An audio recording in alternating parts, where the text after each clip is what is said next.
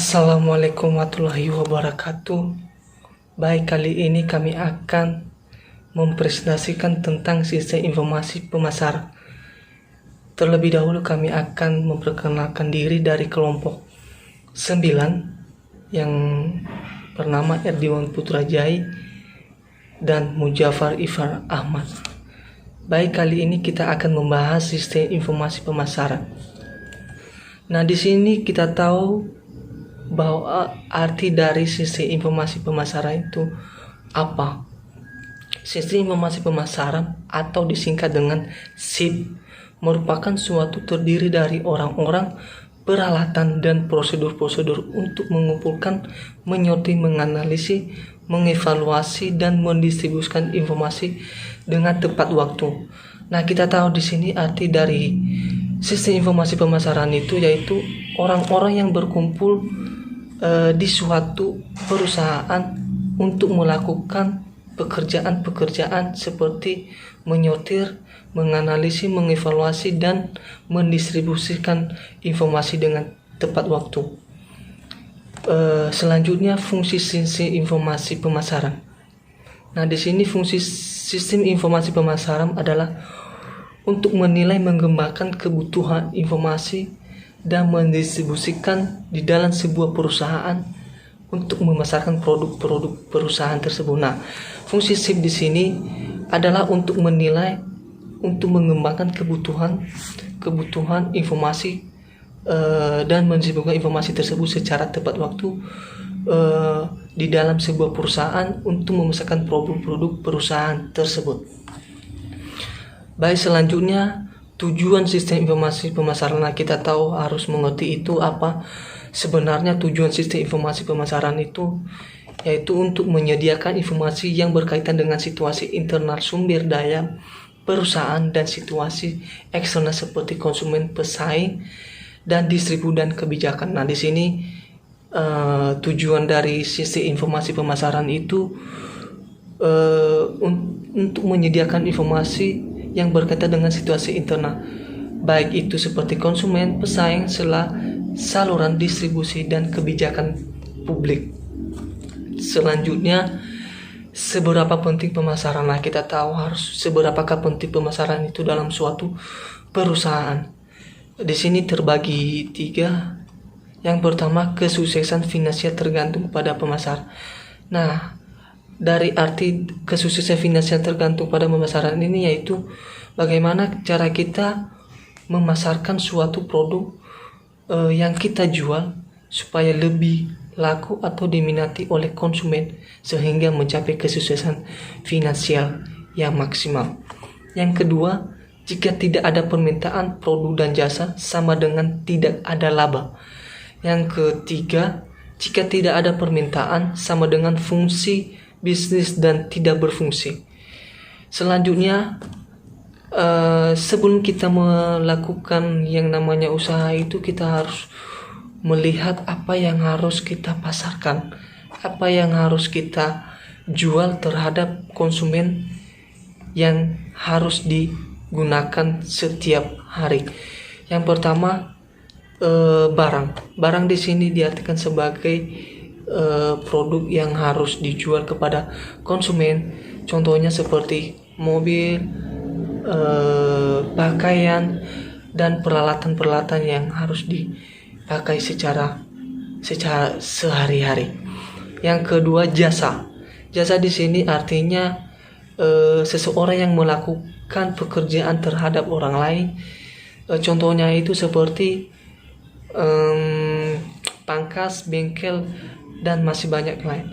Ketiga, acara khusus dan pengalaman. Nah, di sini acara khusus yang dicatat di sini yaitu pengalaman yang kita dapatkan dari orang lain. Yang keempat, orang.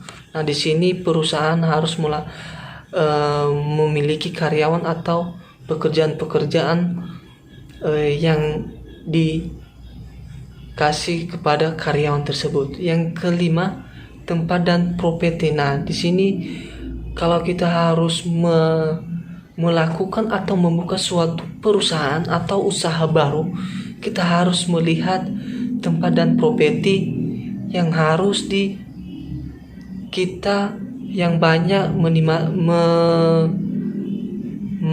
melakukan pembeli terhadap perusahaan kita tersebut. Nah, di sini keenam, informasi. Informasi di sini banyak yang dari luar dan banyak juga dari dalam. Baik, selanjutnya konsep pemasaran. Nah, di sini kita tahu apa arti dari konsep pemasaran. Yang pertama, konsep pemasaran muncul pada tahun 1985. Pada zaman itu hanya fokus pada beli dan jual. Dalam artinya tidak memiliki daya tawar-menawar.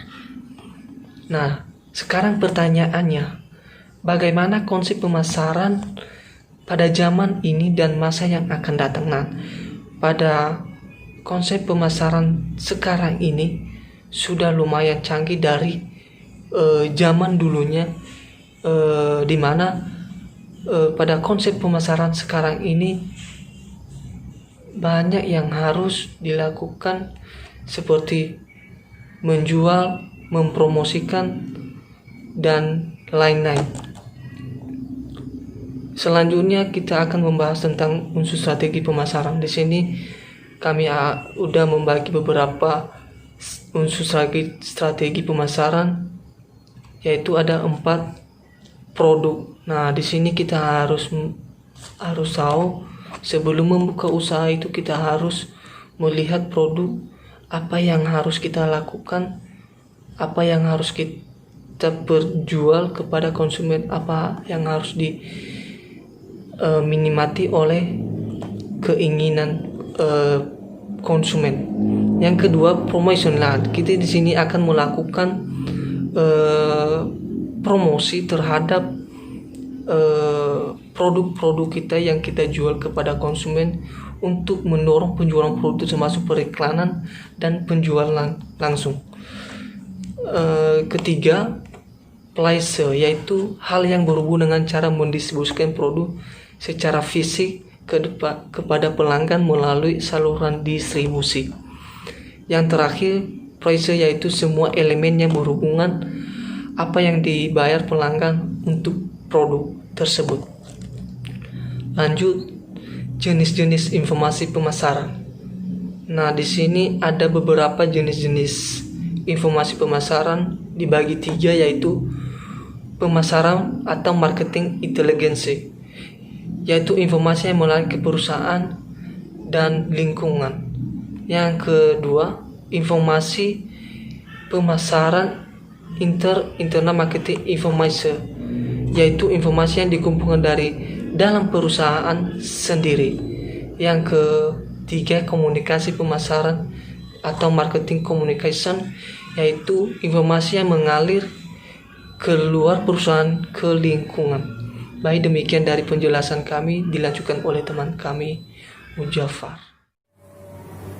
Selanjutnya, saya akan menjelaskan penekanan 3 hal pokok dalam merancang sistem informasi pemasaran.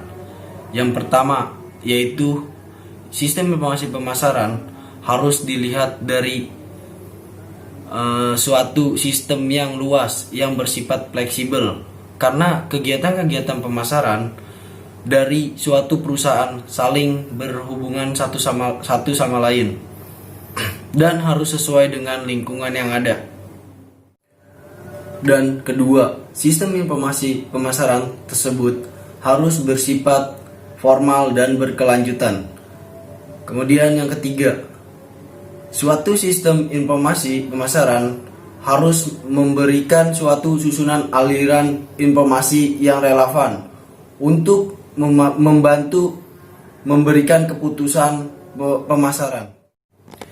Sistem informasi pemasaran, jika dirancang dengan baik, mampu memenuhi informasi apa yang manajer atau perusahaan ingin memilikinya, apa yang sesungguhnya yang mereka butuhkan, dan apa yang mereka patut untuk ditawarkan.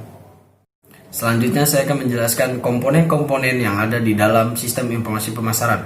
Sistem informasi pemasaran mempunyai komponen yang sama dengan sistem lainnya secara umum, yaitu komponen input, model, output, basis data, teknologi, dan kontrol.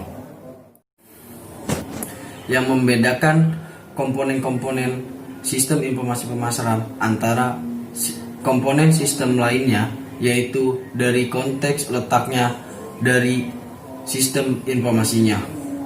Misalnya sistem informasi pemasaran, maka komponen inputnya adalah input tentang data-data pemasaran, dan untuk outputnya menjelaskan tentang laporan-laporan bersih tentang pemasaran. Selanjutnya saya akan menjelaskan subsistem sistem informasi pemasaran. Yang pertama, subsistem penelitian pemasaran atau riset operasi. Yang kedua, subsistem intelijen pemasaran. Yang ketiga, subsistem produk.